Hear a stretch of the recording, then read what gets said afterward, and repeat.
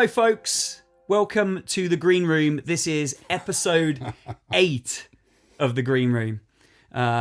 Today, I am so excited about my guest because I've been trying to get him on here since the beginning, but he lives down in South Devon, so it hasn't been easy. He's opening another can of Guinness. Don't get too drunk. My special guest today is Mr. Chris White. Mr. Green, it's a pleasure. It is a pleasure. It's a massive pleasure for me because you are, without a doubt, the most interesting person I know. And you are the most person that I know. I'll fill that little blank in myself, shall I? Just edit that in. Okay, anything you want, mate. That's anything great. you want. Well, this episode, I'm hoping it goes all right, but this is the first episode that we've been drinking on. And Chris has just spilt his Guinness all over the table. You can use that rag if you want, it's fine. Oh, can I? Yeah. So Chris wanted to have a few pints of Guinness. We're on our way out after this, aren't we? For a friend of ours leaving due from work. So We are, Frank. you've come up especially, yeah. Frank Hansen. I came up to see Frank. I don't know why I'm here. You needed a roof over your head for the night. Oh, that's why, yeah. Is that's you're using me? Yeah, I miss Frank. Chris is a bit of a fan of travelling, aren't you? Yeah, That's probably a big understatement. But Chris has travelled practically, I think you have actually, all around the world, haven't you? no, I mean, the world's a big place, to be fair. You've been to most places. But it's a really no, I'm not being modest. It is a really big place, and the more you travel, the more you realise how big the world is and how much more there is to see. Yeah. So you could say, well, have you been to China, for example? And I've been to China several times and spent about 4 months there. I've never seen the Great Wall of China. I've never seen. There's so much China I've never seen. You know what I mean? Because it is massive. You can spend your whole life just in that one country and still not see it all. So, yeah, it's a big misnomer to assume that to say that someone's seen the whole world, because nobody has. It goes on forever. Well, nicely corrected, Chris. I don't mean to. No. But to someone like me that has hardly been anywhere and does the whole holiday thing instead of the travelling thing, you've seen a hell of a lot of places that I haven't, probably never will. But this episode is normally I have a format, as you know, if you've listened to the podcast, there's a format to it. We're going to do the features, but normally there's kind of a time limit. I try and keep it to a certain time so I can edit it. There isn't a time limit other than us going out tonight. There isn't a time limit because Chris has got so many interesting stories that I don't want to put a time limit on it. And it'll either be a really long episode or it'll be a two-parter. It might not be interesting to everybody. It is interesting to everybody. And some of it's not for public broadcast. Well, that's what editing's for. Oh, yeah, good point. So we met, I always do this little bit, try and keep it short, I guess. We met the same way I've met most of my guests, actually, at our place, or my place of work. Just around the back of the bus station in Ufka. Yeah, you saw the little note that I wrote on the wall with a Sharpie pen. I rang the number and there you were. The rest is history. I can believe how quickly you turned up. Well, I was literally waiting around the corner. Oh, fair play. Yeah, I didn't have anything better to do that day. So that's how we know each other, and I've heard a lot of your stories through work.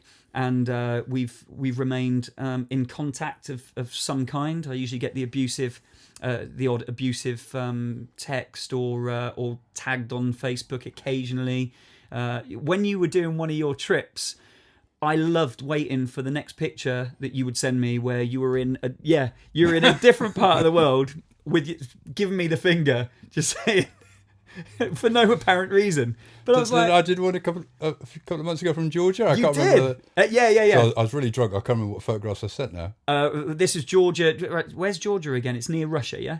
Yeah, between Russia, Armenia, Azerbaijan. Yeah. Okay. Well, I got a picture. I remember I sent a couple of photos. I don't know what photos I sent. You sent one of you walking through the streets. It was dark because you obviously took a picture upwards, and you're just swigging a beer. Was I? Yeah. Then the next picture you sent me was just looking up at yourself, and I looking up at myself. Yeah, the camera was obviously down by your lap. Your eyes are up here. How do you look up at yourself? Well, sorry, the camera then. I must have been upside down on my head. the camera was pointing up, and I commented saying, "Now I know what many a hooker have seen from that point of view," or something. Oh, right. Yeah, Okay. and you then sent me another one in response to that with the finger, the same thing with the finger as the response to my comment, and I made some. I'm glad I got the finger in, because I do like, because there have been times, fair play, when I've, been somewhere where I shouldn't have been thinking about the UK, really. Some are very beautiful, very exotic, very interesting. And I shouldn't have been thinking about, what's back at home. Yeah, I know.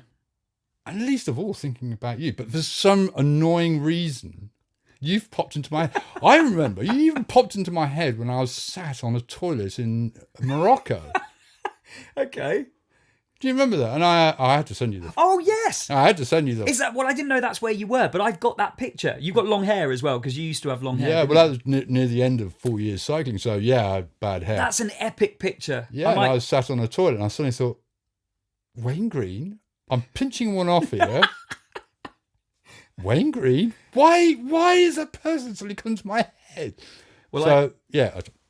Perhaps I'll put a little collage of my collection of those pictures up on the Facebook page. Yeah. Just random pictures of you giving me the finger. My favourite, if I say so myself, if you don't mind, is I think Kim took it, Kim or Paul. Yeah. When I met them in Bolivia, and I joined them for a few days going around in a 4x4 around Uyuni and the Salt Lakes and things. And we broke down, we had a flat tyre, and I said to Kim, I said, take my camera and just take a picture, because I need to send Wayne the traditional message. Yeah. And it's like cigarette in hand, and I looked a complete disaster, and it's like that I forgot about that one, because you took it. All three of you are in the picture, but it's between all of your legs, isn't it? So no, that's a different one. Which one are you thinking of? I'm thinking of the one where you can see Kim and Paul behind you through your legs. And you're all... But there's also that one where you've got the vehicle in the background, and there's a guy repairing the punctured tyre. Oh, okay. And I'm stood in front of it. You can't remember that This is what I'm talking about. You've sent me so many. I'll have to send you it again. Yeah. Get out the and I was sending them on a weekly basis at that point. You were, but I loved it. I loved the fact that, in a weird way, that you thought of me when you had no reason to. It's disturbing that I was thinking of you so often, though. Well, it was nice. No, it's disturbing flattering to me.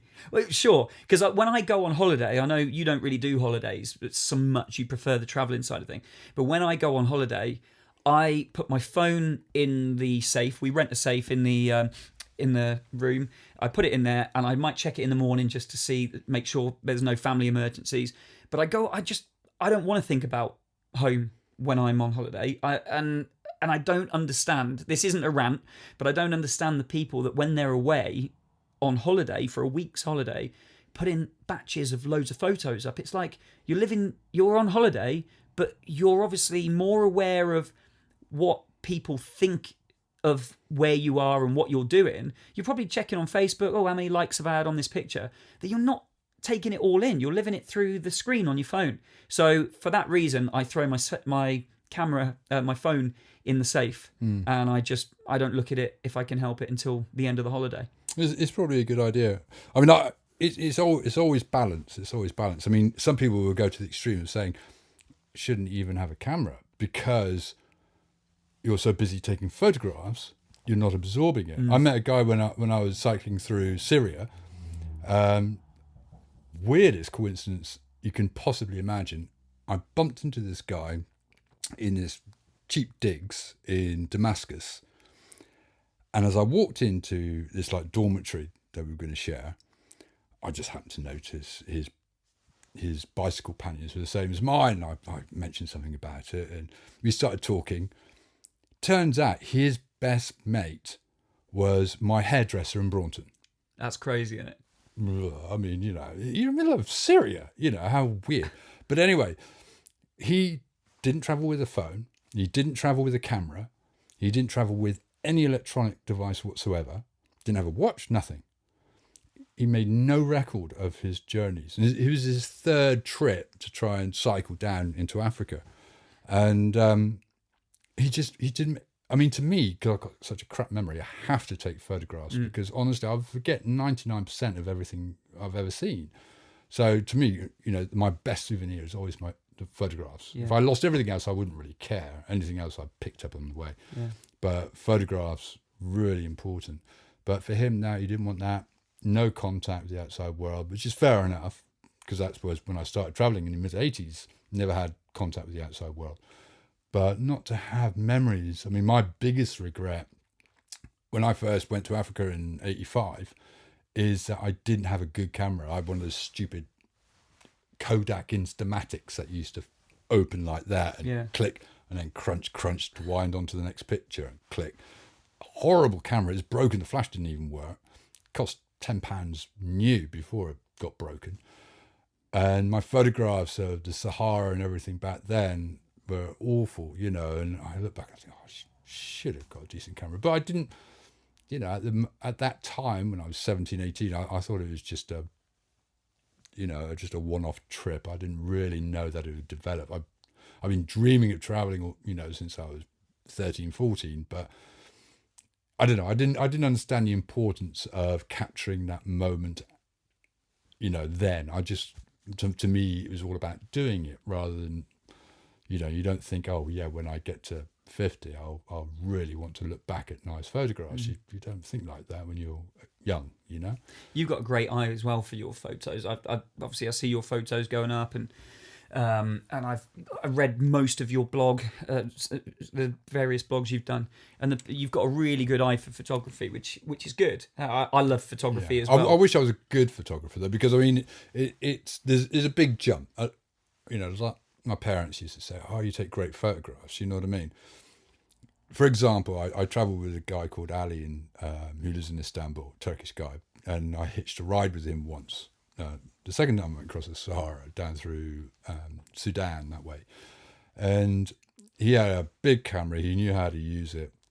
I remember one time we stopped at this village somewhere in Sudan, and he took a photograph of this girl. And I took, at the same time with my camera, a photograph of her. And we compared photographs, identical, we stood side by side. And then I realised the difference between a good photograph and a really good photograph. As in the way he took it, or the camera he was using? The camera, the focus, the exposure, knowing how photography works. I've tried to learn about photography. I've tried to teach myself, but probably I don't have that kind of mathematical, technical brain, It's like he's a very, very successful businessman in Turkey, has a huge company, and it's a telecom company. He puts up masts all over the world for mobile phones.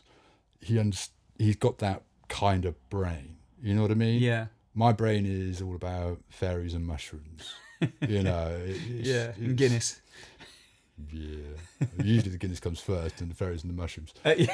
And I just don't have that. So I might have a good angle, Yeah. but I don't know how to get the good photograph to capture that angle. Do you see what I'm saying? Yeah, I bought a DSLR camera earlier this year with the full intention of learning all about exposure and all hard. that lot. I've been down that road. It's hard. Did you? Yeah, I mean, I took it. I went back home back in the summer, and they do a thing called the confetti fields back where I'm from, and they open this big this farm or whatever out to the public, and you can go walk through all these beautiful flowers, and they're just for a few days or a week or whatever, and then they take all the petals and make natural confetti out of it. So it was the first time I used the camera, and it was frustrating because I went with the hope of capturing all these really good pictures.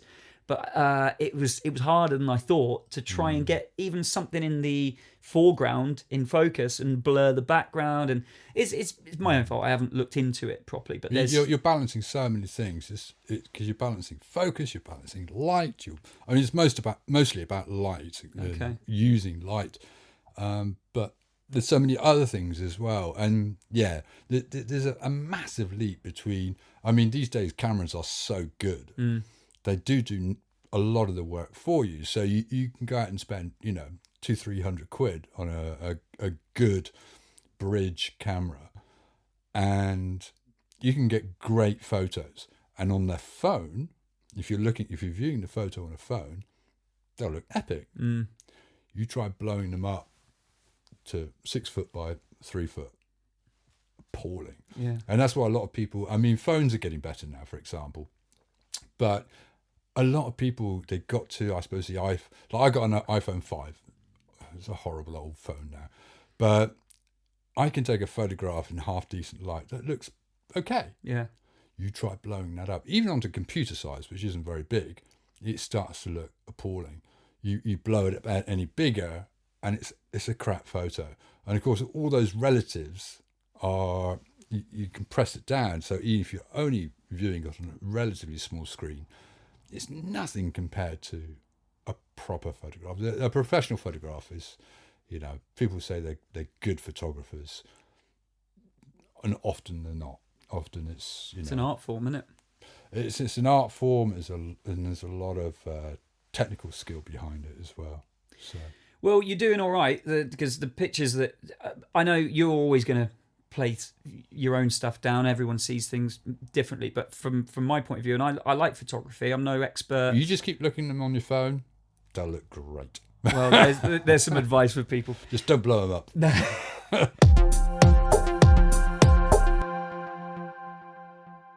You've done most of your travels. Oh, is that the right way to say this? You've done a lot of your travels on a push bike, correct? Well, only since 2008. Okay. So I did do a trip in 1990 something, 1991. I did cycle down to Corsica in the Mediterranean. But other than that, no, it's been all kinds of things. So tell us then, from what gave you the travelling bug? What was your first trip? How did it all start? How old were you? It started when I was probably 13, 14. I don't know what inspired it. I really don't. I know that I was desperate to go. The old days you used to be able to do the travel by train all over Europe, the Euro train. I can't remember what it's called now. I wanted to do it with a school friend, and I asked my parents if they'd let me go, and they contacted the school where I was a boarder, and they said no. The kid that I wanted to go with had a very bad reputation. He was a lunatic, to be honest. And what was it, 13, 14? I was about 14, 15. Okay. Something like that. Interrail. So I wanted to go interrailing all over Europe, but my parents wouldn't let me because of that. And by this burning desire to travel, and they knew that, I don't know where it sprung from. It'd been growing, I think, probably from the age of 12 or something like that. And then it got to when I was like 17 or something. And I remember very, very vividly my mum walking into my bedroom one day because I was living at home. And she put this newspaper clipping on the bed and just walked out the room without saying a word. And I was like, what's that? And I picked it up, and it was an article about a guy in Exeter who had this old ex-army vehicle that he wanted to drive down across Europe and the Sahara down into West Africa. But he needed people to jump on board, a few people to jump on board to try and help pay for the fuel, etc. And the cost for this 3-month trip, because he wasn't making any profit out of it, it was just helping paying for fuel, etc., was £220 for 3 months from Exeter to West Africa on an ex-army truck, and there's a kitty for food and your own flight back. I mean, even back in like mid-80s, 220 quid for 3 months on a truck was cheap, you know what I mean? So I got in touch with him, phoned him up, no email, not back then. Phoned him up and went and met him in Exeter, and yeah, he said, come on board. He was this alcoholic Scotsman, and why not go to West Africa with an alcoholic Scotsman? Sure, makes it more interesting. Yeah, and off we went, and that really spurred it on. But I was so ignorant. I didn't know what I was doing. I was very naive.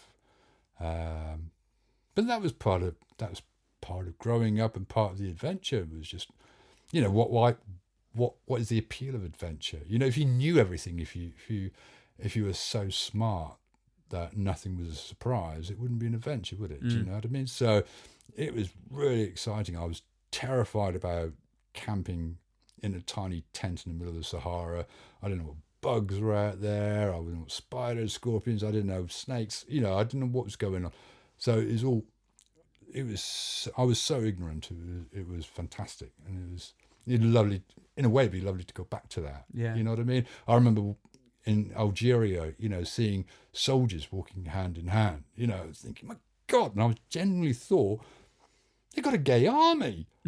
This is amazing. This is the Algerians. They've got a gay army. Of course, I didn't realise it's just part of their culture. You know, it's quite acceptable for friends who are male just to walk hand in hand while they're chatting. That was just how they did it. Just like we might shake hands, or you know what I mean.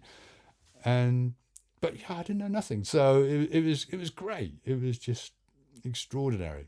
But that probably made the experience though, surely, because how would you know what to expect? Exactly, you know, that's what made it a fantastic event, and that's what made me addicted. That addiction has lasted, not pretty much to this day, you know. I mean, I'm trying to calm myself down, you know what I mean? But, I mean, I finished the 4 years cycling around the world when I was 50, and I felt at that point that I wasn't getting the same kick as I was when I was sort of 17, 18. And so I thought, okay, I've got to change direction, because life isn't about one thing. Life isn't just about, I think, you know, if you can do one thing all your life, you're missing out on so many other things in life, you know.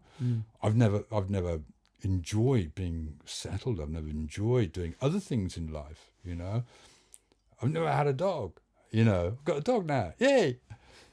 So all these kind of things. So it's enjoying a new life, you know. Yeah. So yeah, it's very easy to think that you've found, you know, the perfect way to live your life, but you've got to remember that maybe it's about mixing it up is the perfect way to live a life. You said something to me once, and it was really interesting. We were at work, and you were telling me about, you know, your travels and stuff, and you said it annoys you when people say that you're lucky for being able to do what you do. And you said to me, that annoys me because I'm not lucky. I've just decided that I want to live my life a certain way, and I sacrifice not having things that other people put a lot of emphasis on, because it allows me to do what I do. And anyone can do it, but it's whether you choose to. And that was really interesting to me. That absolutely, yeah, it's 100% true. I mean, last weekend I applied to go on Bear Grylls the Island. And the reason I did that is because I want some money. And I mean, what else would you honesty, do on a fucking program, you know, go on there, get some cash, get off, sorted. Because at the end of the day, when I made that life choice to live the life that I've led, I gave up everything else. So, you know, long-term relationships, stability, guaranteed income, pension, the lot, you know. So I've got to this point in life where I am at the equivalent of somebody who is perhaps 19, 20. They've probably got the same as what I've got. If I sold everything, they sold everything, it'd be about the same, you know. Whereas everybody else, obviously, they've been accruing as they've been going along. But aside from the financial side and the physical side, a lot of it is mental as well. So you do make massive sacrifices as you go along. Most people, when they get into their late 20s, early 30s, or maybe even a bit later, you know, they want the stability, they want the relationships, they want the company and blah, blah, blah.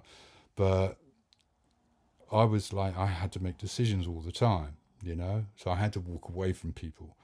I had to walk away just from friendships, not just relationships. So people that, you know, who are very, very close friends, you know, it's like, okay, I'm see you in a couple of years' time, and I'll be back, and I'll be like, I'll see you in another year's time. So I was always walking away from people, you know. So it's a lot more to it than just simply living the life of Riley almost. Yeah, going off and having a jolly good time. I did go off and have a jolly good time. I loved it. I don't regret a minute of it, but it came at a cost. And I think whatever you decide comes at a cost. And now, when it gets to the point that over the next 10 years, I'll watch people around me retiring and relaxing and doing less hours and all the rest of it. And I'm working my arse off just trying to get from day to day, I have to remind myself, well, this was a life choice. This is what I decided to do. I've had my retirement. You know what I mean? And I can't complain. I can't argue. I can't moan about it. This is how I decided to live my life, for better or for worse. You know. I like the idea that well, you can't take anything with you, can you, when you go, other than your memories and that. And I just think you've got so many memories. It's a gamble, you see, because ultimately you can get to say 30 and you can think, okay, if I'm going to live till 60, let's get out and live now. Yeah, definitely. If I'm going to live till 95, 100, maybe I ought to start thinking about making sure I'm okay from 65 onwards, because I'm not going to want to bloody work, whether I'm physically able or not. I'm not going to want to do it. And if I've got nothing, I'm going to suffer. It's going to be horrible, you know? So what do? Do you gamble on living a good life? You can't simply look at yourself and think, well, I'm healthy, so therefore, or I'm not healthy, so therefore, because life's cruel. Life's a bitch. So, you know, my dad died early from a disease that's so random, and he was the most healthiest person on the planet. You know, he didn't smoke, didn't drink, he ate all the right food, did everything. Boom, gone. It's like, that's just so unfair. So life's unfair. You can increase your chances, decrease your chances, but ultimately it's a gamble. You throw your dice on the table and think, okay, this is the road I'm going to go down, but I will have to live with the consequences and not bitch about it. I think lots of people would like to do it, myself included. I'd love to do a bit of traveling, maybe not as extensive as you've done it, but it's making that sacrifice. You know, I like my little gadgets, I like having nice things, and it's whether or not you're willing to sacrifice those things to do that. So I envy other people like yourself for doing all those things, but I don't know. I want to say, and I don't know if I'm right in saying this, I want to say it's either in you or it's not. And I think it's not in me. I like the idea of it, but it's like, I play it safe quite a lot, you know. But someone like you, but the envy, I love that. The envy will always work both ways. The envy will always work both ways. But you wouldn't give up your memories for sure. No, I wouldn't. But then if you get to the point where you get to my age, which is like a week Tuesday or whatever it is, and you'll probably think, well, I wouldn't give up anything that I've got around me. You know, I don't know his personal situation, but, you know, if somebody gets to my age and they own a house, would they give up that house? Yeah. You know? So it's all about sacrifices. Yeah, from my point of view, I just think that you can't take your house with you, you can't take your mobile phone with you. Death, I'm talking about. But if you're you got to be careful with that. You know, obviously, that's a nice world to, you know, divulge in from time to time for a minute, but reality kicks in. So, you know, a lot of us we talk about. And on social media, you know, it's terrible the way it goes on about this idealism that we all aspire to. And we all look on social media. I completely agree with that. Put the phone down. Reality hits. Got to pay bills. Got to do this. Got to do that. Want that. We forget what we've just read. Do you know what I mean? And it's... Yeah. So I guess the answer is always balance. You know what I mean? I'm a one extreme. Some people are at the other extreme. People who are money, materialism, just objects they want by, you know, they have to accumulate. Somewhere in between, hopefully, is probably where most people should be. But most people wouldn't enjoy the life I've led. Most people would have hated it. You know what I mean? It's been tough as well, hasn't it? It's not, you don't stay in plush hotels and things like that. No, it's not a fun way for most people to travel, or you know what I mean. So yeah, for most people it's somewhere in the middle. So I would never say, oh yeah, I've led the ultimate life and I've had this great life. It's been great for me. I've loved it. I've had a fantastic time, and I don't have any regrets. But I know, you know, being realistic, most people wouldn't enjoy some of the toilets I've had to shit in China.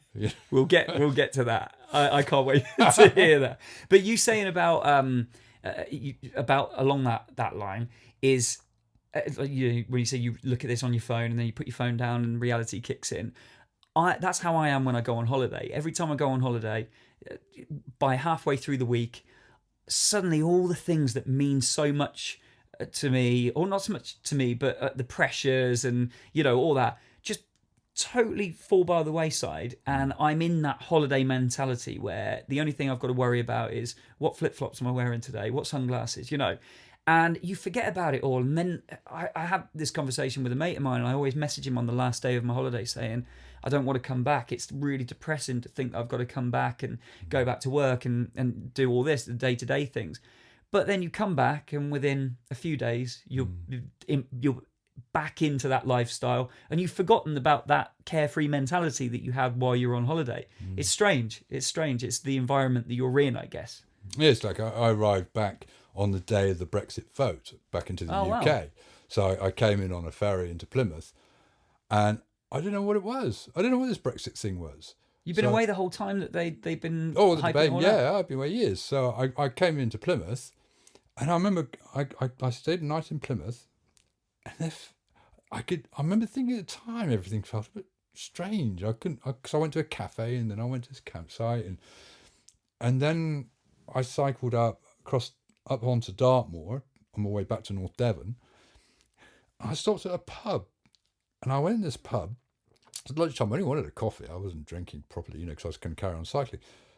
And I got myself a cappuccino, and these people were talking and arguing, and I could sense something was different.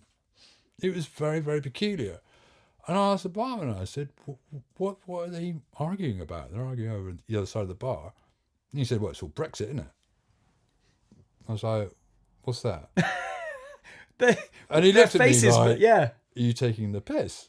And I was like, no, generally. I said, I've just, yesterday I got off a ferry in Plymouth, and I'm not quite sure what's going on. And he started to tell me all about this Brexit thing, which, of course, to my annoyance, I now think, well, I missed a bloody vote. I didn't have a chance to vote, did I? Oh, you didn't get a chance? So, yeah, all that had kicked off, and I've become so detached. So it's, if I go away for a short trip, I do tend to check my phone quite a lot. But on longer trips, you get more and more detached, and you start to care less and less. You start to care more about the environments you're traveling in than you do whatever's going at home, because it has no bearing on you. So if you're in the middle of a country in South America or wherever, you want to know what's going on there, because it's all around you. You want to be up to date. So that tends to be what you check up on the internet and things, But that's a good thing about being on a bike as well. Of course, you're limited by sheer circumstance about how much access you have to the internet anyway. So if you spend a couple of weeks just living in a tent before you get to anywhere with any kind of access to the internet, you've got at least a couple of weeks with nothing. And it does start to bring you down. Oh, really? And it's almost like coming off a drug. You do start to come off it. And then when you get access, you're quickly on, what's going on, any messages. And you're immediately, within a few minutes, you're not actually that bothered anymore, and you shut it down. Because you're not... Yeah, in that mindset. Exactly. You're not going with that. So, you get less and less interested in the internet. And the internet, it's such a Jekyll and Hyde. Oh, God, yeah. It's so good and bad. And I would never say it's, as far as I've known so far, it's evil or just, there's great things about the internet, but there's some rotten things about the internet as well, I follow the BBC on the internet, and they'll post something that's quite important, whether it's to do with Brexit, whether it's to do with what's going on in Syria and Turkey at the moment or whatever. And then I make the mistake of clicking on the comments, and I read what people are. They're just the way people talk on the internet. They would never talk to each other or strangers like that. People are just vile on the internet, Yeah. And they just say the outrageous things, winding each other up. You know what I mean? That somebody will say something they don't quite agree with politically or something, and they'll just lay into it. You'd never do that if you were face to face with somebody and you weren't quite sure about their views or whatever. So that side of the internet, I really hate, and it's really divisive. It's been so divisive with all this Brexit shit. The internet is really torn people apart. It's not Brexit that's torn people apart. It's throwing Brexit onto the internet that's torn people apart. If it just been through newspaper and television, people wouldn't be as wound up as they are at all, without question. People would be a lot more level-headed, a lot calmer, a lot more rational. But because they're reading a lot about it on the internet and they're interacting on the internet, they're winding each other up something like crazy, and that's why people have gone mental over it, and it's just like... Oh. Everyone's got an opinion as well. Everyone's got an opinion. Everyone's an expert on everything these days. And the internet gives everyone a platform for it. Social media, like you say, the comment section on anything. But people aren't rational with it. People aren't They're nice. Vicious. No, yeah. They're just vile. Yeah. You know what I mean? It's just depressing. It's awful. It does make you want to run away and just live on an island. Yeah. Not the UK island.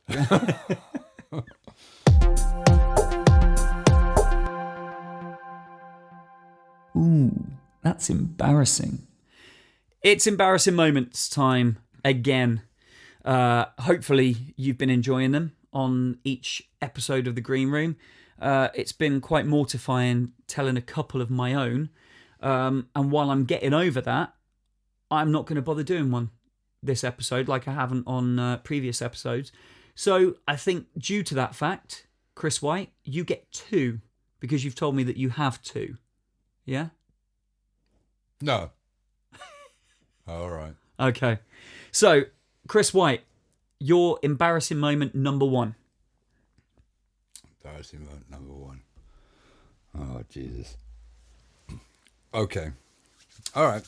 Only because I don't live here anymore. That's the only reason I'm coming out with this shit. Okay. I would like to cast your mind back to 1987. At that time, my local was the Tyrolean Disco. We didn't call them nightclubs back then. The Tyrolean Disco down Westford Home. Okay. And if I was feeling particularly rich, I might go to Barnstable and might visit Xanax's or Bees. If I've heard of that one. Couldn't get into Xanax's, but normally it was the Tyrolean. It was a dive, but I was like 18, 19. It was like everything's great at 18, 19, They played music, they served alcohol, they let me in. A whole night out cost £3, Wow. including 10 Benson Hedges. Who's going to argue? It was a great life. That's a win. It was a win. The thing is, back at that time, I really didn't really know how to take my drink, Unlike now. Unlike now, I've learnt my lessons. Now I know to stop drinking just shy of shitting myself. Back then, I hadn't worked that out, I thought shitting yourself was actually nature saying, okay, time to pack up, say goodbye to your friends, and potter off home. And I thought everybody did it. How many times did you have to shit yourself to realise that, oh, okay, that's the trigger? Well, almost 25 years. Okay. So anyway, I was in that stage where I didn't really know that about life, Okay. So it got to the end of the night. It wasn't like these days where it was like it went on all night. They had quite strict licensing laws back then. So it got to about 12 o'clock, which seemed quite late. The pubs closed at 10:30 back then. So 12 o'clock, kick out time. I started heading home, as usual, couldn't afford a taxi. There are rumours something about me throwing a a glass at a taxi and smashing a windscreen. But that's completely irrelevant. So I started walking home from the Tyrolean, and I was stumbling through the streets of Westward Ho, and it was pitch black. Couldn't see where I was going. Walking down the middle of the road. Now, what I didn't know, and this is in my defence, the only part, to be fair, which is in my defence, is that the council had dug a trench across the road, which was 12 foot deep, and they cordoned off the whole road. But a bunch of jokers who thought it'd be funny had removed all the barricades, all the cones, everything. They'd nicked it all. So I'm walking through these dark streets, off my face. I get to this trench. Boom, head first, straight down the trench, 12 foot. Wow. You could have been killed. This trench is sharpened down towards the bottom. So when I landed head first, my head becomes wedged on my chest with my legs sticking upwards. I just went straight down. The bottom of the trench has got water in it. The water, if you imagine me upside down, comes over my nose and between my nose and my mouth. So on that tiny ridge of 1 centimetre, 2 centimetres. And it's just level there. This is about 12 to 12:30 at night. And I'm completely wedged with my feet upwards down a 12-foot trench.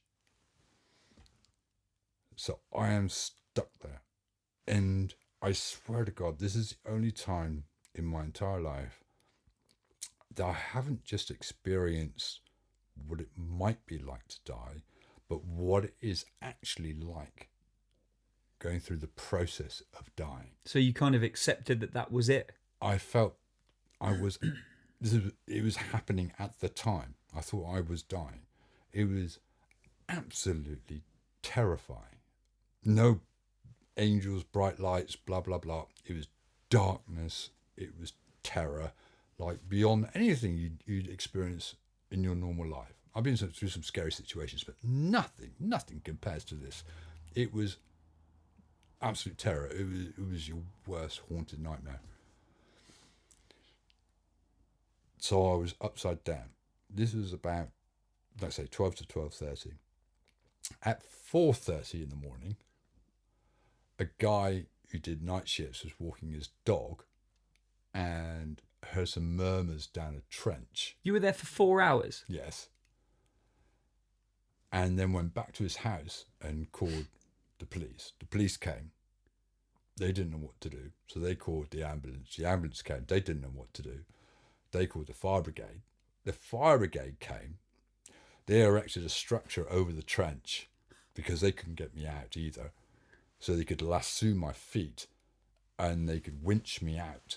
Was your head still trapped at this point? Yeah, my head and chest was completely wedged. I'd gone down with such force that nobody could pull me out. Had you got any injuries, like blood or? Up my back and chest, but nothing major. I wasn't, cracked skull or anything.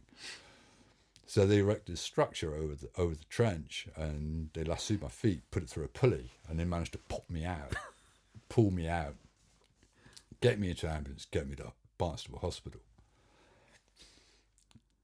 I woke up in the morning having no idea what had just happened. I had no idea. I felt sore, I was in pain, but I didn't know what was going on. A nurse turned up. I said, "Why am I here? What's going on?" And she said, "Oh, you apparently were found down a hole." I was like, "Oh, right, okay." And she says, "But you've got to stay here because we don't know whether, there may be some after effects, concussion. Yeah, you got to spend a bit of time here. So just relax, and everything will be okay." So anyway, I was there, I was bored, I didn't know what to do, I didn't know what was going on. I put the radio on, from the headphones, the hospital radio and that. News came on. Guy was found down a hole down Westward Ho in the early hours of the morning, blah, blah, blah, blah, blah. And I was like, oh shit, don't tell me that was me. Was I really that drunk? Anyway, roll it forwards a week later. I'm up and about, doing okay. I'm walking down Barnstable High Street. I bump into my friend, Carl Ingerville. I'd known him from school, and he got my first gig as a DJ, which leads on to the really horrible story. And we bumped into each other. We hadn't seen each other for a while. So we went into the Wimpy to have a chat, catch up. And we sat there on the table, and he was like, hey, you never guess what? A couple of weeks ago, some complete twat threw himself down a fucking hole down Westwood. Can you believe that? And I was like, oh no, I hadn't heard about that. Really? He goes, yeah, what a knobhead threw him down the hole.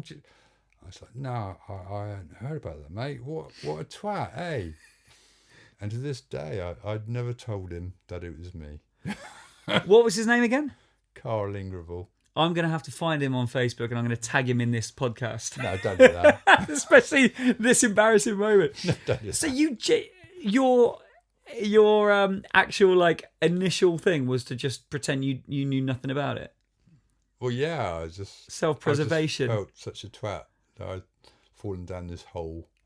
That's when I was drunk. But it wasn't really your fault though. If those idiots kind of took all the cones out. Yeah, out of the way. I know, but at that age, if you fall down down a bloody council dug trench in the middle of a road because you're pissed, I love how you're gonna look a twat. I love how at one point of that story it got really serious and really dark. Like you were accepting your fate. You thought you were about to die. It was, because at that point in reality, honestly, I swear to God, it was right up to this day. That's the only time I actually experienced what it felt like to believe, because it obviously wasn't happening, but to believe that you were dying. That was it. And it's a fucking terrifying thing. It is horrible, terrifying, dark, miserable, rotten. There's nothing I've experienced ever since, And you've had some experiences. Yeah, but there's nothing comes anywhere near it. Wow. So, so you just denied it to your friend and pretended to know nothing about it. Don't do me. Yeah. Well, it's weird. This isn't an embarrassing moment, and I didn't intend on sharing one, and I still don't. But that whole self-preservation thing, I was walking across the street in Ilfracombe one time, and I've got a friend called Ashley, who's a architect, and I bumped into a guy that I just see every now and again. He's a really nice chap. He chats to me. We talk about this and talk about that. Really nice guy. And I bump into him crossing the street. He goes, "Hi, mate, how's it going?" I was like, yeah, good, thanks. And he goes, "Oh, you been busy?" And I was like, yeah, I've been sort of taking a bit of a break, thinking he's talking about the music, And he went, "Oh, right, okay." He goes, "Are you still drawing?"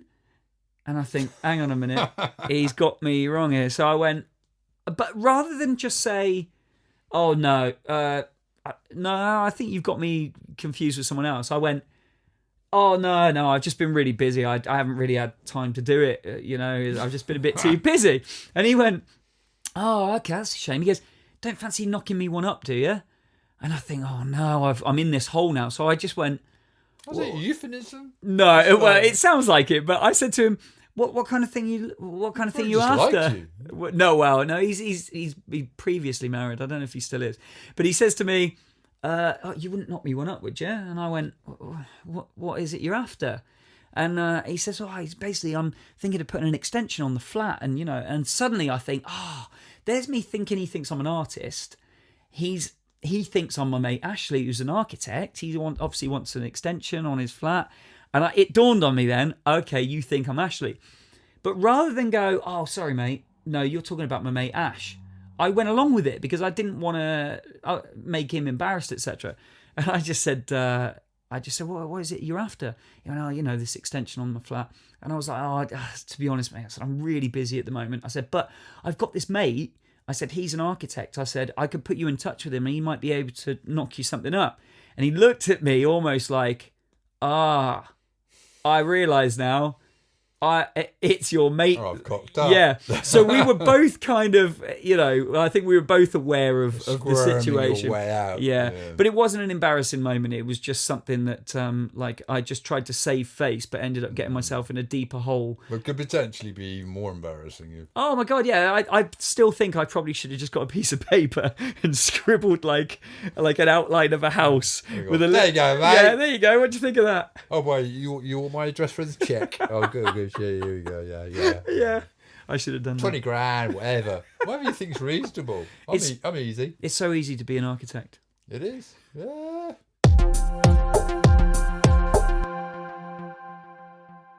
So when I met you, you'd already done a lot of travelling, but you were currently on which leg? Was it like the second leg of your cycle travels? Because you'd already done Europe. Yeah. So I'd started from Braunton and cycled to Kathmandu in Nepal. And then I needed to come back, save some money, a couple of other things I needed to sort out. So then I flew out and carried on to New Zealand. Okay. Then my dad fell terminally ill, so I had to come back again. And sadly, he passed away. And so I flew out again and carried on, and I went down from like Canada down to the bottom of South America, and then North Africa back up to UK. So yeah, it ended up for various reasons being split up into 3 stages. So yeah, which is just as well, because 4 years constantly cycling would have been a little bit hard. I'm a bit of a lazy bastard when it comes down to it. So well, one of the there was a bit in your blog, because I followed your blog on Crazy Guy on a Bike, yeah, and a website. It's worth checking out. Your previous sort of stories are on there, aren't they? For your traveling adventures, and on your last trip where you did Canada to South America, you had a bit of a crisis, didn't you? Was it in Mexico where you kind of wondered whether you even wanted to carry on? Oh yeah, I gave up. Quite literally gave up. I don't know why. I got to the southern coast, the southern Pacific coast of Mexico, and a friend had flown out. I'd met her back in where was it? Uzbekistan.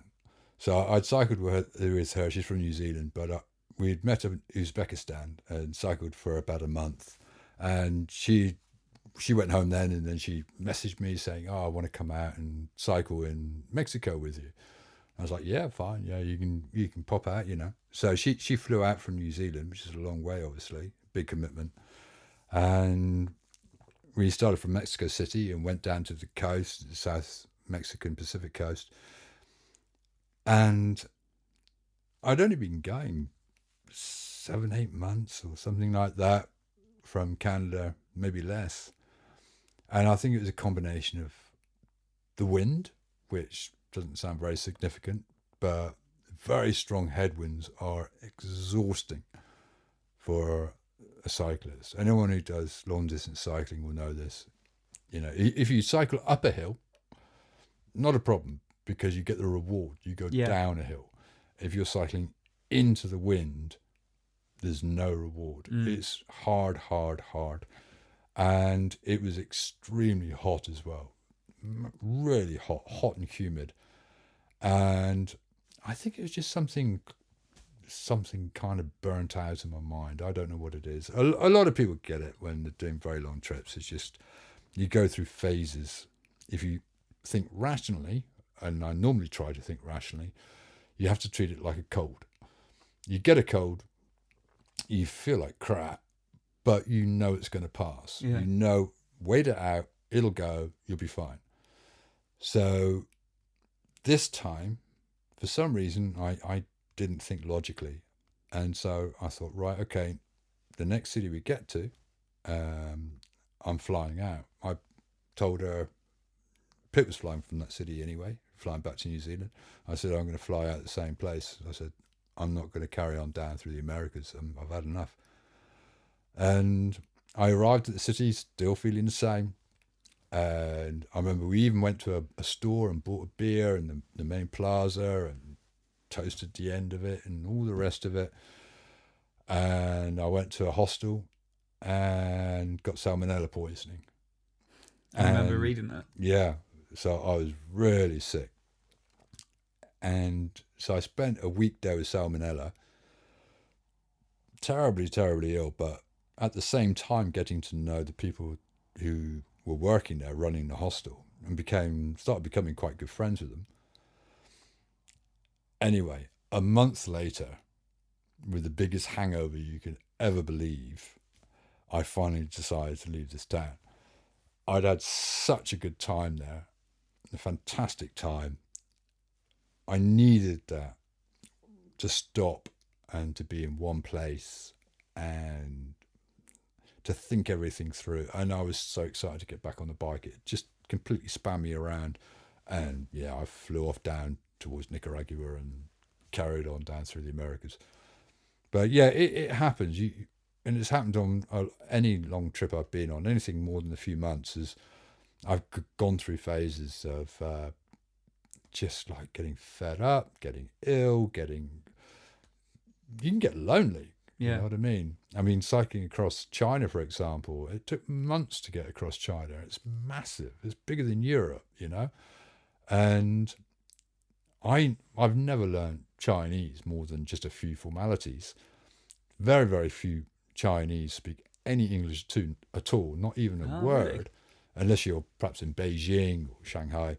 But no one speaks English. And so you feel so isolated. Mm. And us as humans, you especially, are used to talking with people.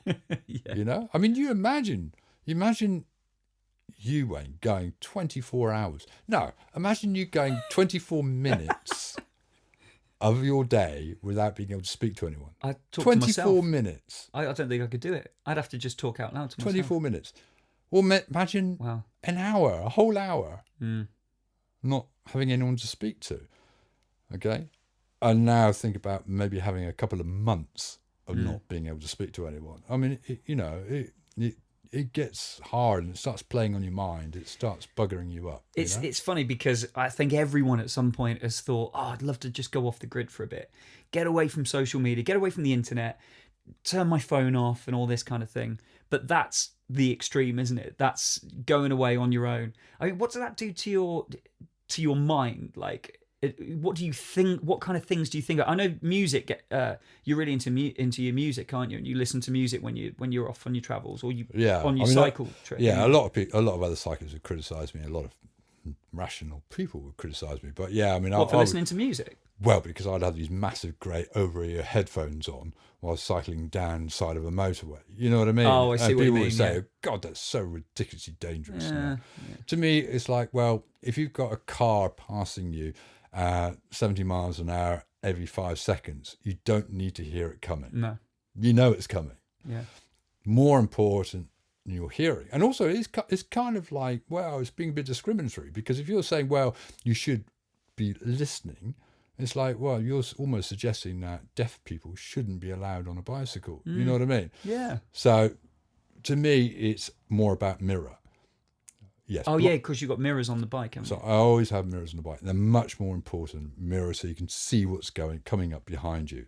You can, adjust, go off further side of the road to get out of the way of things. If a big lorry's coming, etc., etc. That's much more important. And just having common sense and knowing road rules. You know what I mean? So you observe proper road rules like motorists do, which a lot of cyclists don't. I'm one of the biggest critics of cyclists. So everyone who goes on about, bloody cyclists, half the time I'm on their side, you know, because cyclists can be a pain in the arse. They can be useless. I'm a driver as well, you know. You've always got some that give the good one's a bad reputation Yeah. with anything. Yeah, absolutely. So, yeah, so I'm a big critic, but yeah, music is very important when for me being on the road. But yeah, you start thinking so loud in your head when you haven't chatted to people. It becomes annoying.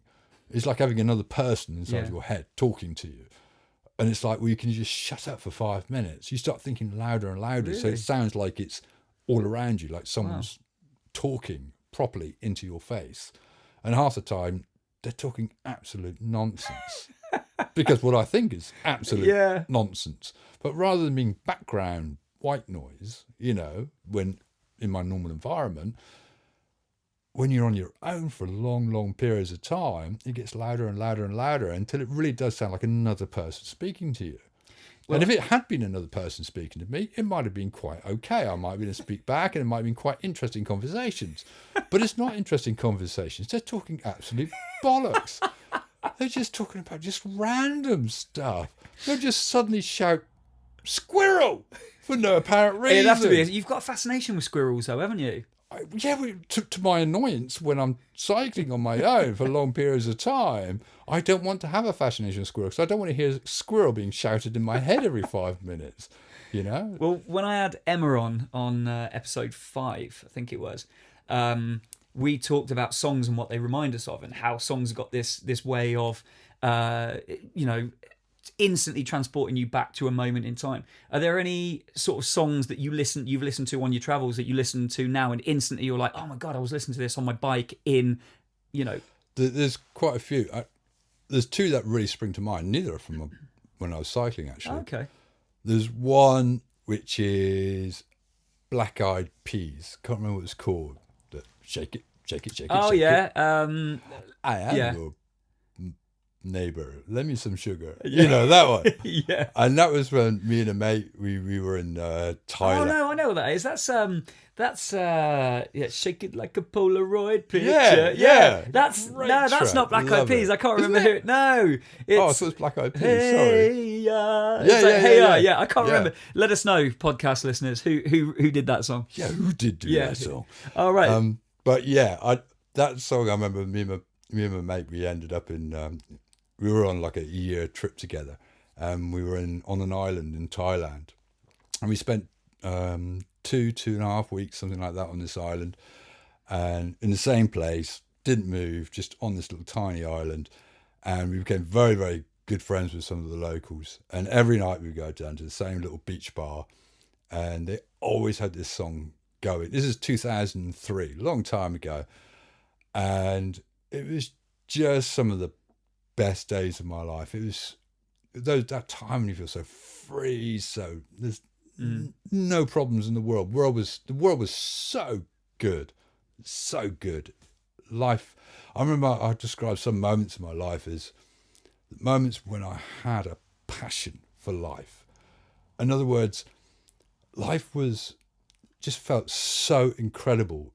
It almost made you want to cry. It sounds ridiculous, but it just filled you up to bursting point in a way that I don't know if everybody necessarily experiences that in their lives. I wouldn't have thought so. And it's just delirium, absolute delirium. And it was just such good times. And when I hear that song, I remember those days dancing into the, early hours of the morning to this.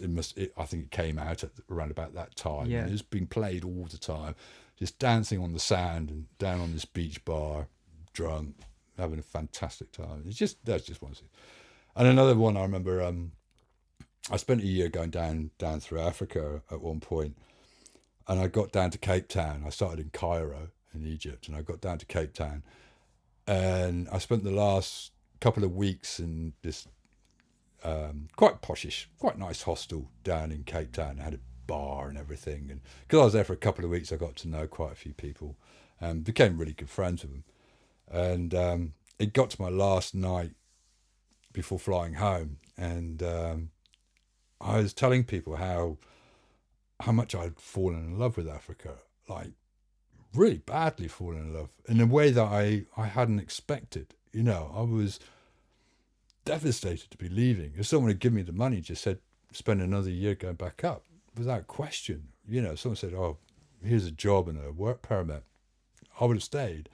I was devastated to be leaving, and my friends that I'd made down there were very conscious of this, and it was about 2 o'clock in the morning or something in the bar of the hostel.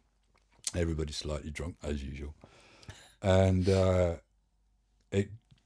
guy behind the bar was in charge of all the music, and he came with his little microphone and said, "Okay, we're shutting up shop now, end of night, but just to finish off, this is for Chris." Wow. And some of the others had told him to put on a song for me, you know, and which song it was, and they must have heard me talking about it before, so they put on "Wish You Were Here" by Pink Floyd, and he whacked up the volume, and it just broke me, you know what I mean? Listening to that song, knowing that I was flying back and I was leaving these friends that I'd made.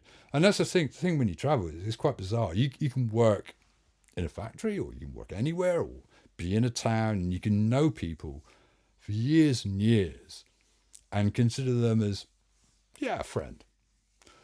You can meet someone on the road, particularly if you're 24/7 with them, and you're sharing this common interest, and can be quite intense sometimes. It can be quite stressful, quite emotional, quite extraordinarily brilliant, whatever. There's a lot of emotion involved, and you can bond with these people in a way you'd never bond with anybody in any other walk of life. And it's extraordinary, the friendships that you build with these people, and you never forget them. It could be somebody you only knew for just a few days. You'll never forget them. And yet you can forget somebody you've known for 5 years. Yeah. I think the closest I've come to that, it seems laughable compared to that, is I've been in a couple of shows at the local theatre, and there was one in particular called 50 Years of Music, and it was, I don't know how long ago it was now, 15 years ago or something. And we spent so long rehearsing, and it was like, every night kind of thing, and we had such fun doing it, and we were around the same people all the time, that on the last night of the show, it was like, what am I going to do? I've really enjoyed the last couple of months being surrounded by these people and going through the rehearsals and the laughs we've had. And after tonight, I've got no reason to be around these people, like that. So I know it's not quite the same, but I understand what you mean. And I remember feeling like, wow, I felt a bit lost, So I can imagine what it's like to kind of go through like a real experience with people. And also when one thing I've noticed is that when traveling is, you think when you set out on a journey, particularly to perhaps what would be considered an exotic part of the world, that the most interesting people you'll meet will be the local people. They will be the ones that fascinate you. You can meet a lot of interesting people who are local, fair play. But some of the people I remember the most are other travellers. So they weren't local people at all. And some of the people I've been privileged to meet are absolutely extraordinary. Some of the most interesting tales I've got are of other travellers. Okay.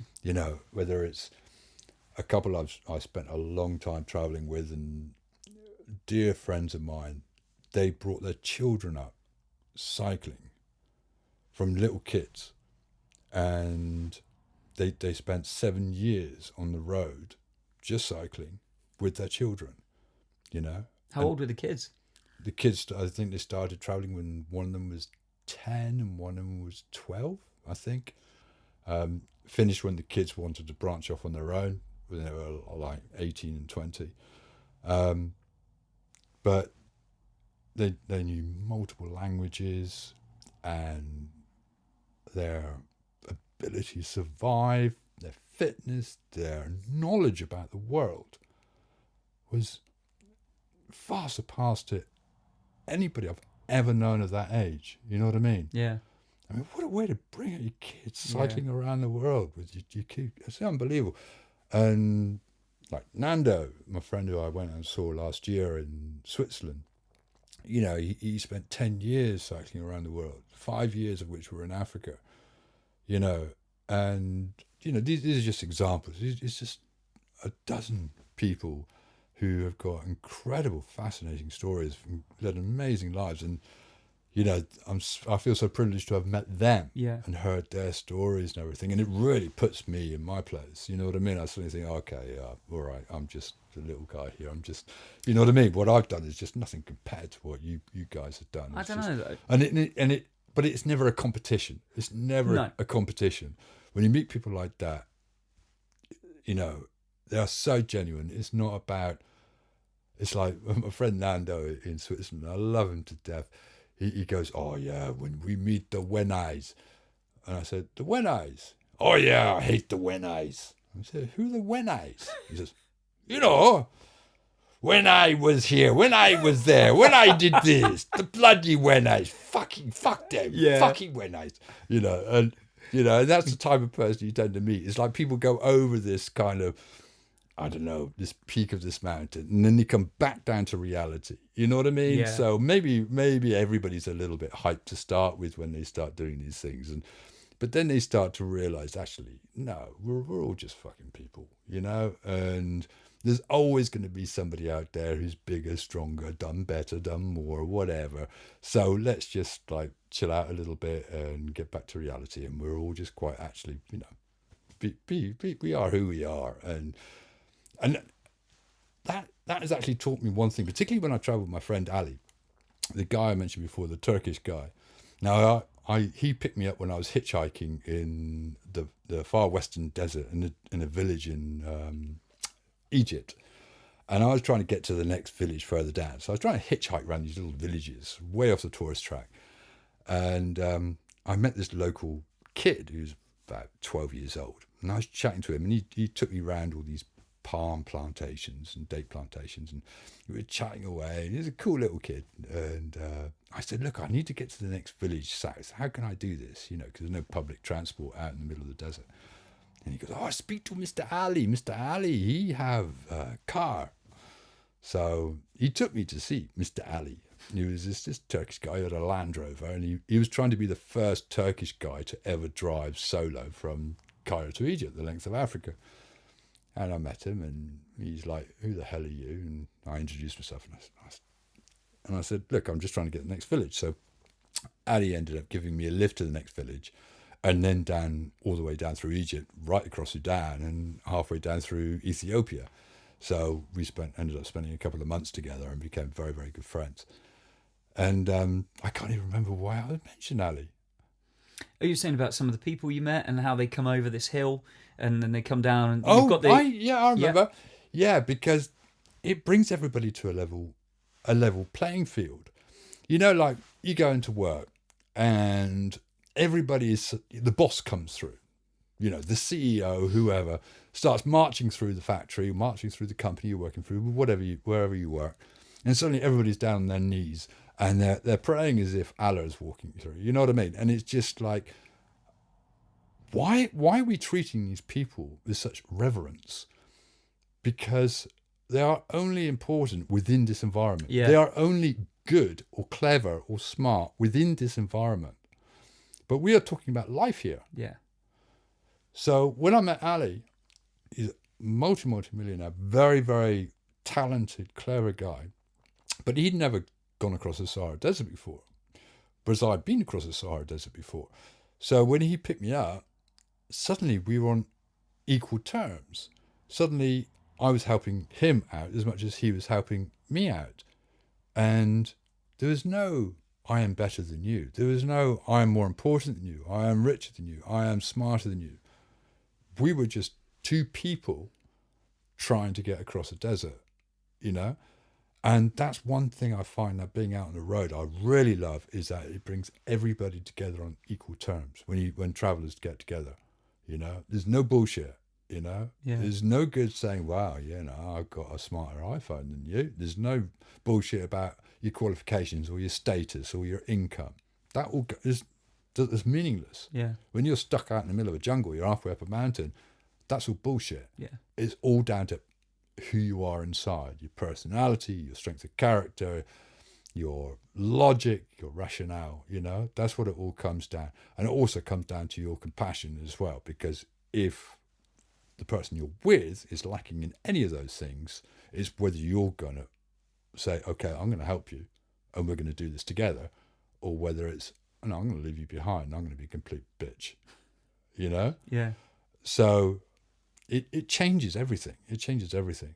And this is why I feel that of all the people I've met in the world, some of the most extraordinary people have been travellers, particularly people who have been doing it for quite a while, because they aren't the ones that shout the loudest. They aren't the ones that, you hear about necessarily. They're just, they've come back down to earth,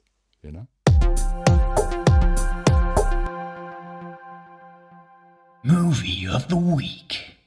It's Movie of the Week time again, and my movie of the week this week is a film I've been meaning to get to on here for a while, and it's a film called The Judge.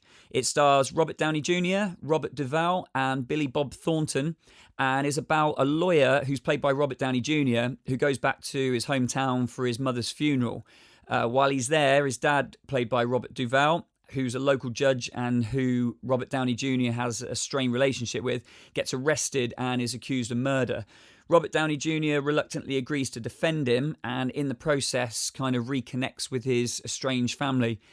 It's a really good film. It's probably one of my favourite films, actually. And as with a lot of my movie of the week recommendations, I'm always surprised when people say they haven't seen it, which is kind of the reason I started doing this movie of the week in the first place. As always, I'll put a link to the trailer on the Facebook page. Give it a watch and let me know what you think. So that's my movie of the week for episode 8 of The Green Room, The Judge.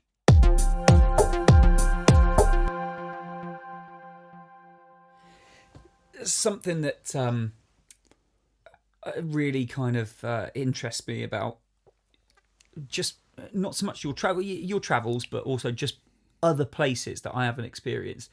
And this is from reading your blog. Is how generous some people can be, how in awe of what you're doing some people can be.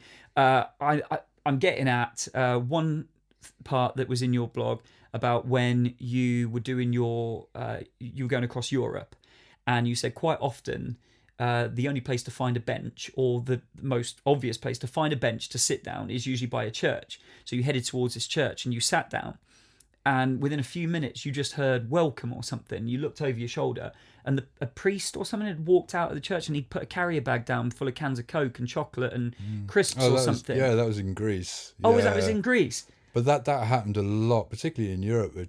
Another time, for example, I was in Serbia and stopped at a village. And sometimes it's when trying to wild camp, so there's a lot of wild camping. In other words, just disappear into the woods or into a field or whatever and just try and camp without anyone noticing.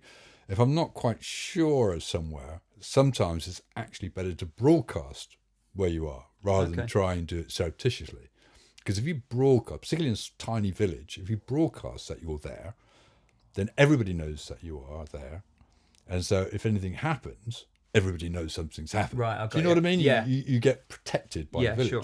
And this is what happened in Serbia. So I was in this tiny village. The sun had just gone down, got dark. It's like, shit, I wasn't quite sure where to put my tent up or anything.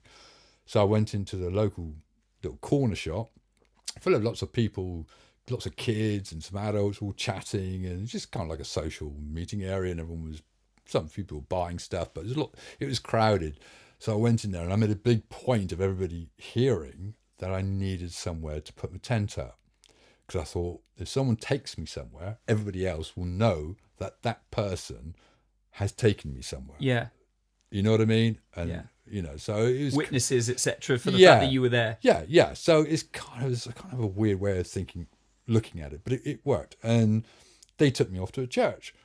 And beautiful manicured lawns, etc. And, yeah. And all through the evening, people kept arriving in cars and walking in to check I was fine. Because everyone heard about it, that I was in the grounds of this church. Yeah. And every time somebody heard about it, it's like, oh, better go check on him. Wow. Better go make sure he's got everything. People invited me back for showers, which I declined. Would I go back to their house for a meal? No, I'm fine. They just kept turning up. And it went on all night. People just kept turning up, just making sure.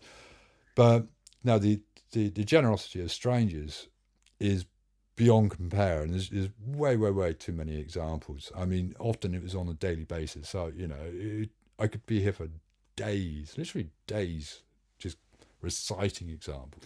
There was one that you put in your blog, and I forget where it was. I think it might have been the Middle East somewhere, but some guy insisted that you camped on his front outside his house, and his wife, they took you in, and his wife made you a meal, and you had to stop yourself from giving her a hug because you knew that it wasn't their custom. That's quite topical, actually, because that was in northern Syria, and that's the Kurdish family. So the Syrian Kurds. And it's just a tiny little shack that was like a little sold random bits and pieces. I just pulled over, and they sold drinks and snacks and stuff like that. And this guy ran it, and I stopped, and I was chatting to him. I got a cold drink off him, I think, and I was talking to him. He said, "Oh yeah, that's my house behind here." And in northern Syria, it's very, very arid. There's very, very little green anywhere. And he had a lawn outside the front of his house. I hadn't seen a lawn for weeks. And I was like, is that your house? Just a little bungalow, it's what we call a bungalow. And he said, yeah, that's my house. I said, and that's your lawn? He said, yeah. I said, I've been dreaming of putting my tent on a lawn, rather than just stone. Always on stone, dusty stone. It's so uncomfortable on your knees and everything. I said, look, would you mind if I just put my tent up on your lawn? And I felt a little bit sort of, cheeky asking, but I thought I'd ask. And he's like, yeah, of course. I only speaking to like a minute and a half, saying nice weather, and suddenly I'm asking to camp in his garden. You know what I mean? In this country, can you imagine, some random stranger who's a foreigner saying, do you mind if I come and put my tent up in your garden? You'd be like, sling your hook, mate. But that's the thing, though. The different culture, though, isn't it? We would be less likely. He said, of course you can. Of course. Come on. So got onto his lawn. I was about to put the tent up. The wife came out, said, what's going on here? And the husband said, he's about to put his tent up. He needs somewhere to sleep. She says, he's not putting a tent up on my lawn. He's staying in a house. What kind of host are you? The husband was like, oh, I'm sorry. So she dragged me inside, and where the husband and wife slept, they cleared all their stuff out. They moved in with the kids, because there were like 3 kids. So they all the husband, wife, 3 kids, all slept in a tiny room, and I had a massive room to myself. They ran a hot bath, cooked a meal, everything else. And I played with the kids. I played frisbee with them. I ended up leaving my frisbee with the kids. And by the next morning, when we went to leave, I wanted to hug the mother, because there was just such extraordinary generosity. But cultural differences, not something you do. But that is just an example of so many. Another time going through a town in Pakistan, I arrived in this town, and again the sun was going down. I thought there was going to be somewhere to stay there. There wasn't. This guy on a motorbike turned up, and he said, where are you going? And I said, well, I thought there was somewhere to stay here.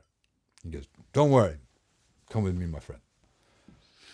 So I follow him. He's going very slow on his motorbike. Terrible bumpy roads, no tarmac or anything. It's just dirt with holes and everything, going through this dusty old town. And he takes me to this house, which is not quite complete, but almost brand new. Turns out it's his next house he was building for himself. He still lived in his old house. And he settles me in. He goes out, gets a load of provisions, several carrier bags, brings them back, biscuits, food, all kinds of stuff. He goes, this is for tomorrow when you leave. He says, here's a mobile phone. Got my number programmed in. If you need anything. Somebody else by motorbike brings over a hot meal in tins from his wife, delivered. Cartons of cigarettes. This guy doesn't know me. He's just bumped past me on his motorbike as I'm cycling through his town.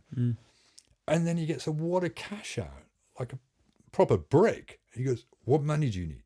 I'm like, "Seriously, stop. I don't need money. I don't need, I don't need anything." And I had to physically stop him giving me money. But he just wanted to make sure I was okay, that I had a good impression of his country, very proud Pakistani, and that I was safe, and that I left happy, and I would tell other people that Pakistan is a nice place to visit, and that's all it was all about. But it's just extreme. And it's just thousands and thousands and thousands of examples, and the world is so much safer and so much nicer and a better place than most people perceive it to be. And there are bad people out there. There is shit going on, without question, but it is a minority, and particularly in places which the media make out to be dangerous or full of bad people. It's just not true. Because you've been all across It's just not true. You've been across Afghanistan. Did you go across Afghanistan? You went across the Middle East, didn't you? I've spent a lot of time in the Middle East. And you had to look up. I'm sure you did a bit of homework as to what places were probably worth avoiding, etc. The first time I went to the Middle East was in the late 80s. The last time I went was year before last, I think. And so, I spent a lot of time in the Middle East, in Yemen, and Lebanon, and Iran, and places like that. And, again, Yemen, incredibly safe. You know what I mean? There was one area where it's quite funny, because in the northern provinces, which border Saudi Arabia, when I was there, it was renowned as a bit of a risky area, and it was a risk of kidnapping. And I really hoped that I was kidnapped. I kept hoping every time I went out, and I was traveling around the country, and I think, I really hope I'm kidnapped today, because if you're kidnapped, it's usually local tribes who have got a dispute with the government. They want the government to put water into their irrigation, or there's something going on. So good reasons. There's something going on. Oh yeah. It's all legitimate reasons, but they've fallen out with the government, basically, and they had a habit of very occasionally kidnapping someone. But when they kidnapped a Westerner, if they kidnapped me, for example, they would have put me in the best accommodation in their village. They would have looked after me. They would have fed me. They would have given me clean clothes. They would have had people to look after me. They'd have given me servants. And when I left, they would have given me gifts of gold and silver as an apology for kidnapping me. So this was their policy. So I really kept praying I was getting kidnapped, and I was so gutted that I didn't. I wondered where that was going. I was thinking, why would you wish that you were kidnapped? Exactly. Yeah. So that was my big fear in Yemen. There were a couple of, like a lot of countries, there were a couple of hotspots in Yemen which you had to avoid. Yeah. And if you went there and you got into trouble because they had Al Qaeda in those areas, then you were either very, very poorly informed. In fact, not even poorly informed. You were just stupid, because you would have been stopped before you got there. Locals would have told you, you've been pulled over by the police. Someone would have said, look, don't keep going further north. We're not going to give you a bus ticket. We're not going to give you a lift. Okay. That's dangerous if you go up that area. Yeah. So, and that was the same in a lot of countries, where there were dodgy areas. Same in Pakistan, especially. There were areas. I mean, I went to areas I shouldn't have gone in Pakistan, and it's only by luck that I didn't get hurt. But for most people, it's the security. I would say the majority, if you exclude active conflict zones, nearly all of the Middle East is safer than Bideford on a Saturday night. Wow. Without question. I could walk through the capital of Yemen, Sana'a, at 2 a.m. on Saturday night without any feel of threat at all. Would I do that in Bideford or Ilfracombe? Wow. Or anywhere else? Any big town in the country? Yeah. No, I'll probably be a little bit on edge. I'll be looking around for druggies, for drunk people who are just like, you know what I mean, a bit flipped out. Don't get that there at all. It's funny because I obviously probably see it the way that everyone else sees it. You see all the bad stuff on the news and you just think, avoid that area. That's at all all they costs. report. That's all Yeah, they it report. is, yeah. And it works both ways, you know. They only hear bad things about us. No one reports about it's a lovely sunny day in Iran. That's not news. Yeah. You know, it's only the negative things, and that's the trouble. We get an imbalance of news coming our way, which going back to the internet again is another problem with the internet. Is like we get too much information. You know, and it is all negative. Yeah. So we're seeing it all the time. We're brainwashed by it, you know, and we're only brainwashed by the shit, by the bad things, by the negative things. Did you say Pakistan? I'm fairly sure once upon a time you said Pakistan was your favourite place that you visited. One of my favourite countries. One of yours, yeah. I've been across it twice now, cycled across it. And yeah, I mean, I went back a second time because I missed all the north of Pakistan, all the Karakoram Highway and the big mountains. So when I was in China, I cycled back down again. And again, I mean, I went to Peshawar, which is a really dangerous town, and a bomb blew up. A female suicide bomber blew herself up the day after I left, and I shouldn't have been there. A lot of locals were saying, "What the fuck are you doing here? You know, this is not safe for us, let alone you." And Americans aren't even allowed anywhere near the town. Really? No, they're forbidden by Pakistan authorities Because they're hated by. because it's just too risky. They'll get assassinated. You know. Wow. So why I was there, I'm not quite sure. I was there a week. These things don't seem to faze you though. Well, they should have done. I'm just a bit stupid. I'm not going to argue with that. No, I'm joking. But yeah, but it was very, very interesting. It was, but yeah, but other than that, and Quetta, yeah, I shouldn't have gone to Quetta. I ran into some Taliban in Quetta. Did you? Yeah, and having tea with them. What?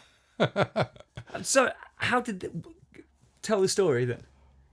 Well, I came in from southeast Iran through an area called Baluchistan, and Baluchistan is a really, if there's ever going to be a dodgy area that isn't actually a war zone, Baluchistan is going to be the dodgy area. It's where the very southern tip of Afghanistan and southeast Iran and southwest Pakistan meet.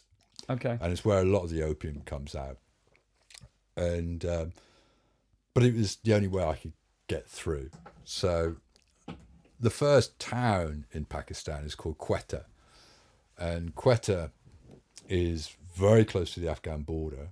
It's literally, I think, here to probably a bit the other side of Braunton, but it's not far away. And there's just a pass that goes through the mountains, so it's quite a fluid border. It's quite an open border. And I had a couple of days or a few days in Quetta. I don't know why I stayed there. I should have just got straight out again. But I spent a few days there, and I was walking down the road one day, and this group of men stopped me in the street. And I never saw a Western person or somebody who wasn't local in town the whole time I was there. It just wasn't a place people went. And this group of men stopped me, and one of them spoke English, the only one that did. And he said, "Where are you going?" I said, I was just walking around town. So, you know, one of those weird questions, which is so simple yet quite hard to answer. And I was like, well, I'm just looking around. And he goes, well, you know, where are you from? I said, and I thought sometimes some travellers, in awkward situations, they bullshit and they try and choose neutral countries and pretend they're from somewhere else. And I don't do that. I think, well, if it's going to be a problem, let's just sort it out, because you get caught out later. And if you're caught out as a liar, and you can really end yourself in awkward situations. So I'm from the UK, and they're okay. And they were like, all right, well, do you want to go for tea? And I'm very curious about when I meet foreigners, you know what I mean? I easily drawn into situations. And I want to know what this group of guys, only about 5-6 of them. I thought, okay, well, it's middle of the day. I know it's a bit of a dangerous town, but it'd be okay. So I said, yeah, we'll go tea. as long as it's cafe. He said, Did you feel obliged to? Did you feel like you couldn't say a no? little bit pressure, but I could have got out of it. But I at the same time, I could tell the way that they'd met me, and one was translating, and they were all like focused on me. I thought, these guys really want to meet me. This wasn't a casual, oh, how you doing, mate? This was like they wanted to talk to me about something. So I was like, yeah, okay. They said, we go cafe. Yeah, cafe. In other words, public. So we went to this cafe, and cafes over in that part of Pakistan is just basically a yard, and you have usually a young boy who runs backwards and forwards with tea, and you have an older guy who runs it, and he just stirs tea in this massive cauldron. So tea is not, it's made in huge quantities, 50 litre. And so we all sat down, and tea was brought, and this guy started talking to me. And he said, okay, well, I just want to say that myself and my friends here were Taliban from Afghanistan. And of course, this is 2008, which is right during the war, So my country was just across the border in Helmand province fighting these same people. And he said, yeah, we come across because it's got very hot over there, as in dangerous. And he says, we come over for a break, stop, and we go back. I was like, oh shit, what do I do? So I'm sat as a British guy talking to Taliban. And I wasn't quite, I thought, well, I'm going to have to make this up. I didn't really have any plan. I didn't know what to do. And I thought, well, okay, Stockholm syndrome, You just kind of empathize or work with them rather than automatically being on the defense or attacking or anything else. You just kind of work with it, So I was like, okay. So why are you fighting? Why? And I started asking him questions. I said, what do you think about, I come from the UK, my culture and your culture. And we started talking, and he was saying about how he purely wanted to defend his land. He wanted his land back. He wanted the foreigners out, and how he and his friends, they didn't understand our culture. They didn't understand how women half naked could walk on the beach and all this kind of thing, because it kind of it was horrible in their eyes. It was just not how they grew up, blah, blah, blah. And I started to think, okay, I can't ever agree with you in the fact of some of your human rights. I can't ever agree with how you treat women. There's a lot of things I'll never, ever agree with you. But one, I can't do anything about it. And two, I do understand that you are from a completely different culture and see the world in a very different way than I do. And at the end of the day, it wasn't my country that was invaded. Yeah. It was your country that was invaded by people who actually really had nothing to do with it, So I had to kind of go with it, but I kind of went with it, and I thought, yeah, no, fair play, How did that play out then? How did it get to a point where you went your separate ways and you realised that you were okay? Well, I said to him, I said, okay. I said, there are Taliban, I know there's Taliban in this town. They sneak across the border, they chill out, they go back. It's like a safe house almost for Taliban.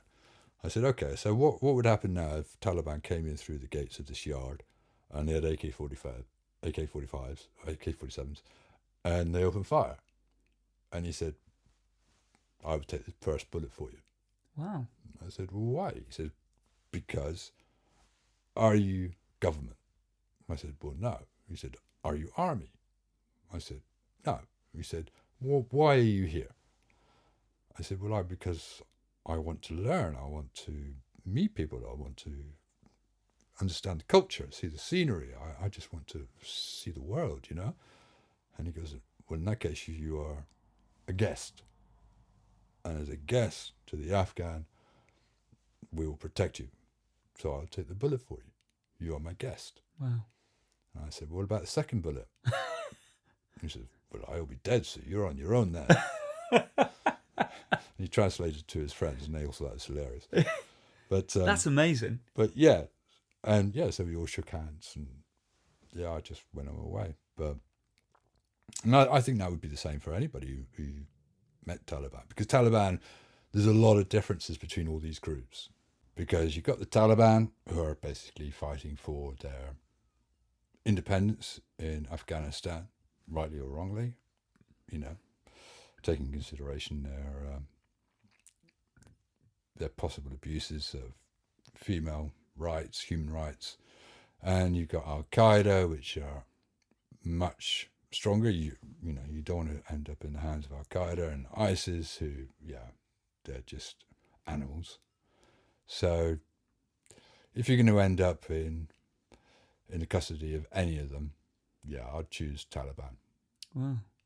It's funny because I think for someone like me, I just put them all in one kind of group, and you just think beheadings and things like that, and you think that they're all as bad as each other, but maybe that's just because that's how the news portrays them. Well, I think the news has to simplify it for people, for the news, because it's such a soundbite of information that they're trying to present to you. They don't have the time to educate you or to give you all the information that's needed. But there's big differences between all the groups, and that's just 3 of the hundreds of groups throughout the Middle East. 3 that have got a bad name, and probably quite rightly so. But there's multiple groups, and some have been deemed as terrorists by the West, but not necessarily by other parts of the world.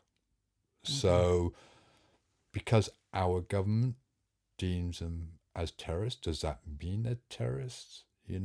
And sometimes you got to open your mind. I'm not saying one is right, one is wrong. I'm not judging myself. I'm just saying that sometimes you got to open your mind. Not necessarily just believe everything you're told. Absolutely, or believe everything that your government is told. We all hear about fake news, etc. Yeah. So I think for anybody who's interested in news, international news, they have to get their news from multiple sources. You have to listen to Al Jazeera. You have to listen to local news. You have to listen to BBC. You have to listen to Channel 4. You've got as many different, perspectives as possible, and then draw a conclusion. And don't necessarily criticize one against the other, because they are giving you. They're not necessarily wrong, because they're giving you a perspective from a particular point of view.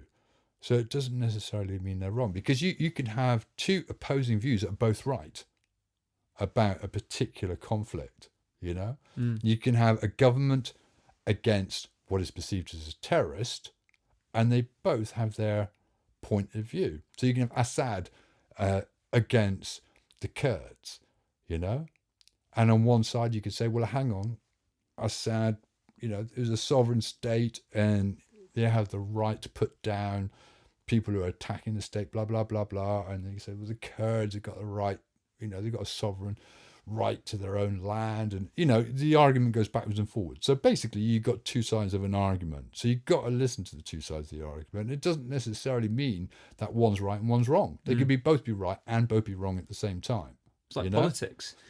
It is a bit like politics. And that is the problem. And that is why war is so complicated. And the problem is that we end up on one side of war all the time. We're always told we are on one side. Yeah. And sometimes it takes decades to pass until we realize or look back, or us as civilians look back at history, and we think we weren't on the right side. We were on the wrong side. We were persuaded to be on one side. Actually, it's bullshit. I wouldn't even go down the road of the Iraq War, but you know what I mean. We are just told this is how we, these are the people that we are siding with, and to say anything different is betraying our troops and is blah blah blah blah. But we need to understand that there are 2 sides to every story. The Taliban, for everybody else, there are 2 sides. And I'm not saying one is right and one is wrong. I'm just saying people need to open their eyes and open their ears and, understand there are two sides, you know.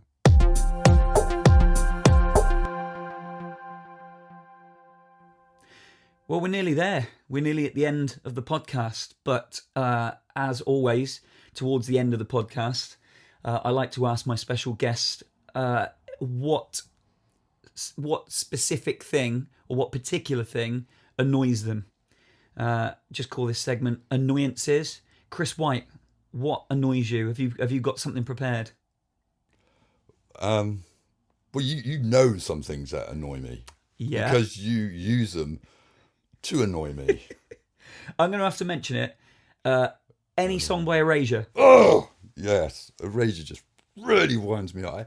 I don't know why, I just hate Erasure. I like Erasure, actually. I've got to admit, they're one of the few 80s bands or whatever that I like. Awful. No, I mean, generally I'm a very happy, easygoing person, but there are lots of things that do annoy me. Like people who drive. In general. That's pretty much People who drive. 90% of the population. Yeah. Yes. I find driving actually quite stressful. I love driving. I really enjoy it. Particularly if I've got music and that. If I've got a big open road, love it. I have to commute every day into Exeter, into the city centre. And why are people such arseholes when they get behind the wheel of a car? Suddenly there's no politeness, there's no niceties. People are just absolute bastards. Yeah. And I don't get it. And I think we don't realise how much driving stresses us out. Because we do it all the time, we do it every day. Yeah. It's a bit like being tapped on the head very gently with a hammer. And I think if you keep doing it year after year, eventually you're going to have a hole in your head. Yeah. And I think it's the same thing. You've got this being drip-fed stress when you're driving. And I really think it's bad for your health. I think one day they'll suddenly realise that actually because of what we experience driving all our lives, everybody's dying 10 years younger, and and that's why everybody's miserable.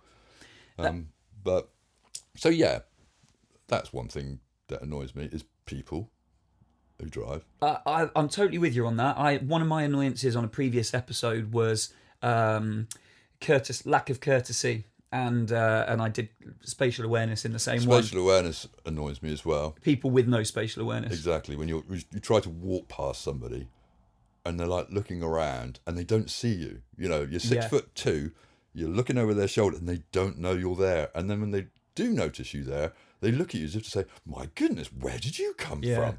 And what do you want?" It's like, I'm trying to walk past you. Yeah. Oh, so you'd like me to step to one side? And you're like, just get out of the way. It's also like, I don't know if it comes into the same thing. I think it does.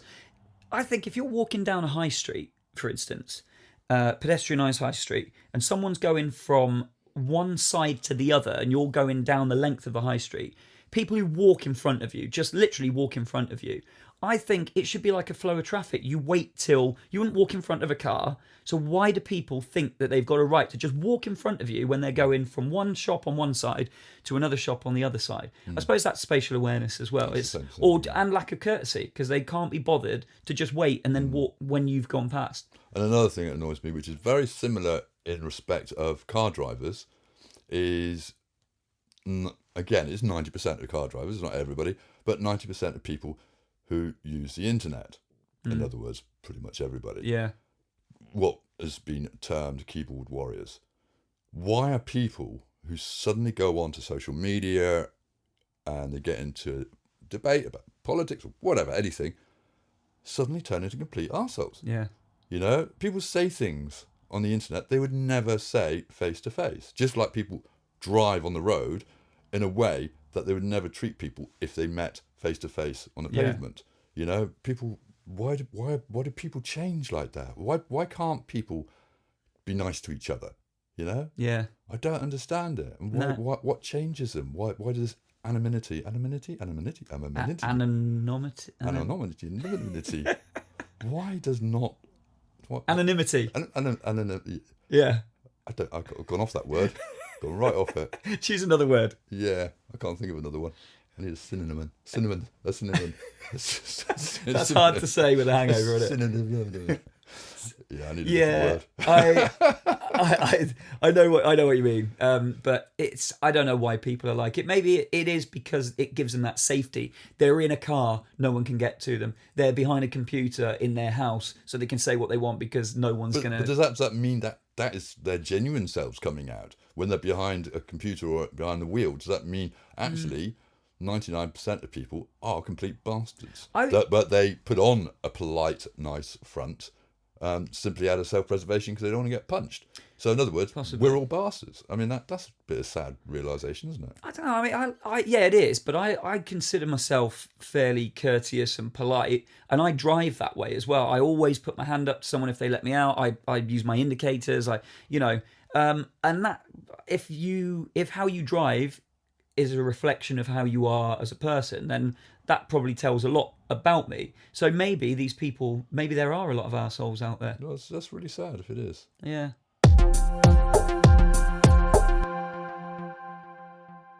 Well, sadly, folks, that is all we've got time for this episode 8 of The Green Room, Part 1. If you made it this far, thank you so much for sticking with it. I do appreciate it. It's been a long episode. Hopefully you've enjoyed it as much as I've enjoyed recording it. I've absolutely loved it. Wanted to get Chris on for a long time. We'll be back in 3 weeks' time where you can hear the rest of the podcast and some of Chris's entertaining stories. We didn't get time to do Names You Wouldn't Call Your Baby this episode, but it will be back next episode, and so will we. So thanks for listening, and we'll see you on the next episode of The Green Room. Cheers.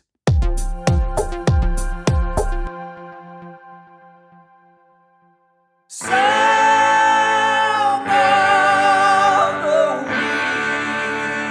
of the Week. It's Song of the Week time again, and my Song of the Week this week is a song by a guy called Ryan Adams, not to be confused with Bryan Adams, and it's a song called Am I Safe? It's from his 2014 self-titled album called Ryan Adams, funnily enough. I've got a few of his albums. If you like music with a bit of guitar and grit, you should probably check out some of his other stuff as well. He released an album called 1989 a few years back, which was a track-by-track cover of Taylor Swift's album of the same name. And if you don't like Taylor Swift, you should still check it out because he's come up with completely different sort of arrangements of those songs in his own style. It's definitely worth checking out.